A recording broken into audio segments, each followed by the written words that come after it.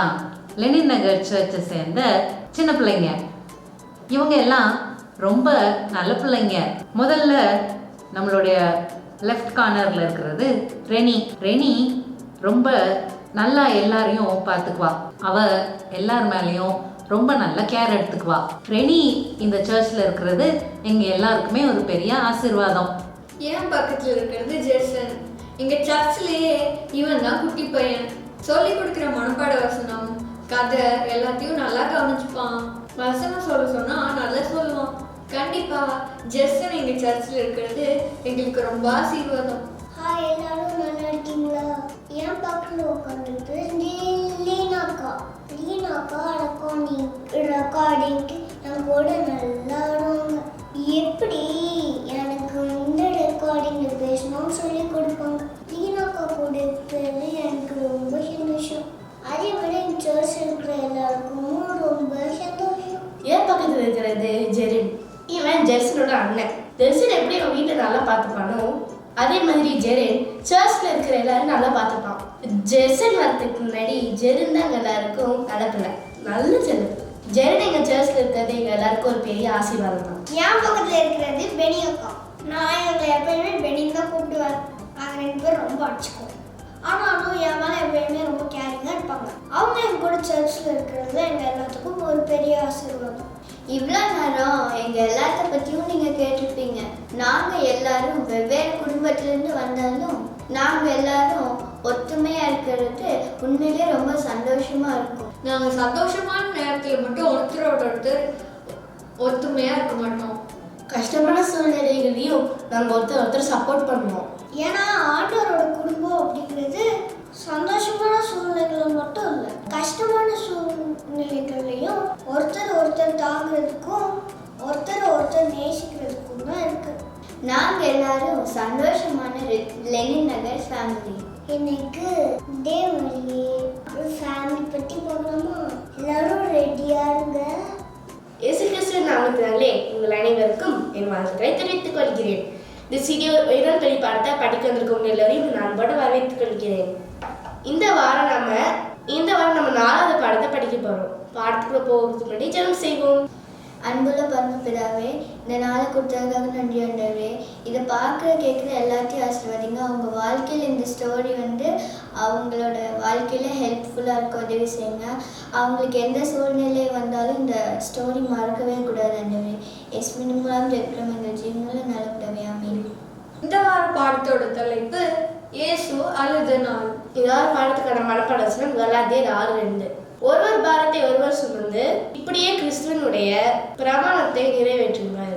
இந்த பாடத்திலிருந்து நம்ம என்ன கற்றுக்கிறோம்னா, நம்ம மற்றவங்க மேலே அக்கறையாக இருக்கணும்னு ஆண்டவர் ஆசைப்படுறாரு. மரியாள், மார்த்தாள், லாசரு இவங்க 3 பேரும் ஒரு குடும்பத்தை சேர்ந்தவங்க. இவங்க பெத்தனி அப்படிங்கிற ஒரு ஊர்ல வாழ்ந்திருந்தாங்க. இந்த 2 சகோதரிகளும் இந்த ஒரு சகோதரனும் இயேசுக்கு நெருங்கி இருந்த நண்பர்கள். பெத்தனிக்கு இயேசு வர நாளெல்லாம் எப்பவுமே அவரே இவங்க கூட தான் தங்குவாரு. இந்த குடும்பத்துக்கு இயேசுவை பத்தி நல்லா தெரியும். அதனால இவங்களோட சகோதரனான லாசரு ஒரு நாள் உடம்பு சரியில்லாம போனப்போ இயேசுக்கு இந்த செய்தியை சொல்லி அனுப்புறாங்க. இயேசு ஒரு செய்தியை பத்தி கேட்டோடனே அவர் அவசரமா வரல. அங்க 2 நாள் தங்கிட்டு அதுக்கப்புறம் தான் பெத்தனிக்கு புறப்புறாரு. இயேசு பெத்தனிக்கு வந்து சேர்றதுக்குள்ள லாசரு இறந்து 4 நாட்கள் ஆயிடுச்சு. இயேசுக்கு நல்லா தெரியும் லாசரு இறந்து போயிடுவாருன்னு. ஆனா இயேசுக்கு இன்னொரு திட்டமும் இருந்துச்சு. அதாவது லாசருவை மரிச்சதுல இருந்து உயிரோட எழுப்புறது. இந்த ஒரு நிகழ்ச்சி இயேசு உண்மையிலேயே ஆண்டவரோட மகன் அப்படின்றத நிரூபிக்க உதவி செய்யும். ஆனா பாவம் அந்த 2 சகோதரிகளுக்கும் இயேசுவோட இந்த திட்டம் தெரியாது. அவங்களுக்கு தெரிஞ்சதெல்லாம் லாசரு உடம்பு சரியில்லாம இருந்தாரு, இயேசுக்கு சொல்லி அனுப்புனாங்க. ஆனா அவர் வரலான்னு. மார்த்தாள் இயேசு ஊர் பக்கம் வராருன்னு கேள்விப்பட்டதும் வேகமா அவர் பார்க்கறதுக்கு ஓடி போறாங்க. நாங்க சொன்ன நேரத்துக்கு இங்க இருந்தீங்கன்னா எங்களுடைய அண்ணன் மரிச்சு போயிருக்க மாட்டாரு அப்படின்னு சொன்னாங்க. ஆனாலும் அவங்க மனசுல ஒரு சின்ன நம்பிக்கை இருந்துச்சு. ஆண்டவர் அவங்க கிட்ட என்ன வேணும்னு கேட்டாலும் கண்டிப்பா அதை செய்வாரு அப்படிங்கிறதையும் சொன்னாங்க. இப்போ இயேசு சொன்னாரு, நானே உயிர்த்தெழுதலும் ஜீவனுமாய் இருக்கிறேன். என்னை விசுவாசிக்கிறவன் மரித்தாலும் பிழைப்பான். இதை நீ விசுவாசிக்கிறியா அப்படின்னு கேட்டார். அதுக்கு மார்த்தாள், ஆமா ஆண்டவரே, நீங்க உண்மையான கிறிஸ்து அப்படிங்கிறத நான் விசுவாசிக்கிறேன் அப்படின்னு சொன்னாங்க. அப்படின்னு சொல்லிட்டு மரியாதை பார்க்க வேகமா ஓடுறாங்க. இயேசு இங்க இருக்கிறாரு, அவரு உன்னை எங்கன்னு கேட்டாருன்னு சொல்றாங்க. மரியாள் உட்கார்ந்த இடத்துல இருந்து ஏஞ்சி ஓடி போய் இயேசுவை பார்க்க போறாங்க. இயேசுவை பார்த்ததும் மார்த்தாள் மாதிரியே அவர் பாதத்துல விழுந்து அழுகுறாங்க. ஆண்டவரே, நீங்க இங்க இருந்தீங்கன்னா எங்க அண்ணன் மறிச்சு போயிருக்க மாட்டாரு அப்படின்னு சொன்னாங்க. இயேசு அவங்க 2 நண்பர்களும் அழுகிறத பார்த்து மனசொடைஞ்சு போயிட்டாரு.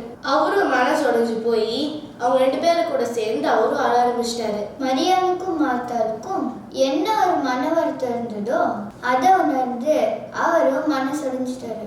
இயேசு எப்படி அவங்க 2 பேர்த்தோட உணர்ச்சிகளை புரிஞ்சுக்கிட்டு அவங்க கூட ஆறுதலா இருந்தாரோ நம்மளும் அப்படிதான் மத்தவங்க கூட இருக்கணும். இயேசு எப்படி அவரோட நண்பர்களோட இழப்ப அவங்க அவருடைய இழப்பா நினைச்சாங்களோ அதே போல நம்மளும் ஒருத்தரோட இன்பத்திலையும் துன்பத்திலையும் பங்கெடுத்துக்கணும். மார்த்தாளும் மரியாளும் கஷ்டப்படுறத நினைச்சு இயேசு அழுகாம, லாசரும் இறந்து போயிட்டாரு அப்படிங்கிற ஒரு காரணத்துக்காக இயேசு அழுகாம, மார்த்தாளும் மரியாளும் அழறாங்கன்னு அவரும் அழுதாரு. ஏன்னா இயேசுக்கு நல்லா தெரியும் லாசருவை மறுபடியும் உயிரோட எழுப்ப போறாருன்னு. ஒரு சிலர் நினைச்சாங்க இயேசு லாசருவை ரொம்ப நேசிச்சாரு அதனால அழுகிறாருன்னு. ஆனா இயேசு மார்த்தாளுக்காகவும் மரியாளுக்காகவும் தான் அழுதாரு.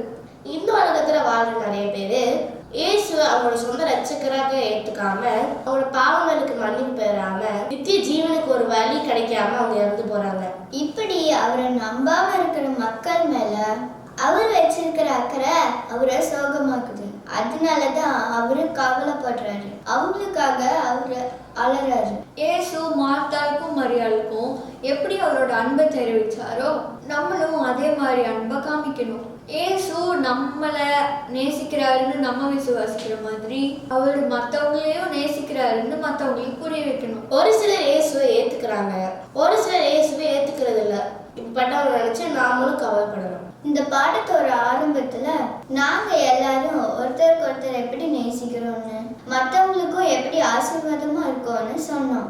நல்ல சந்தோஷமான சமயங்கள்ல மட்டும் இல்லாம ஒரு கஷ்டமான வருத்தமான சூழ்நிலையிலையும் ஒருத்தர் சப்போர்ட் பண்றதுக்கு இருக்கணும். ஏன்னா இயேசு அதான் இன்னைக்கு நம்ம பாடத்துல சொல்லி கொடுக்குறாரு. அவரு மத்தவங்க மேல நம்ம அக்கறையா இருக்கணும்னு ஆசைப்படுறாரு. இந்த பாடத்தை கூட சேர்ந்து படிச்சதுக்காக நன்றி. பாடத்தை முடிக்க ஜெபம் செய்வோம். பரலோகத்தில் இருக்கிற பரமபிதாவே, நாள் தந்ததுக்காக நன்றி ஆண்டவரே.